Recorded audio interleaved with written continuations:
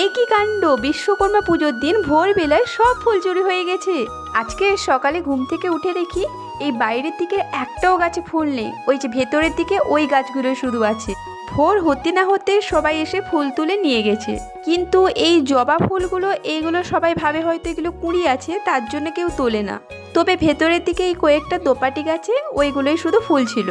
এমনিতে আগে থেকে অনেকে বলে দিয়ে গেছিলো ফুল দেওয়ার জন্য, তাই বাকি যে ফুলগুলো ছিল সেইগুলো আমরা ওই ভোরবেলায় তুলে ফেললাম। ভিডিওটা দেখে তোমরা নিশ্চয়ই বুঝতে পারছো যে তখনও পর্যন্ত ঠিক বেলা হয়নি, মানে সূর্যও ঠিকঠাক করে ওঠেনি।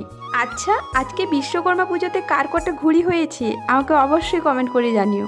এরপরে এদিকে কিছু ধুতুরা ফুল, কাঞ্চন ফুল এইগুলো ফুটেছিল, এগুলো নিত্য পুজো করার জন্য তুলে নিলাম। আচ্ছা, তোমরাও কি কেউ পুজোর সময় এরকম কারো বাড়ি থেকে ফুল চুরি করেছো? অবশ্যই জানিও কমেন্টে। আর এইদিকে এই গাছগুলোকে দেখো না, পুরোই ফাঁকা হয়ে গেছে। তো চলো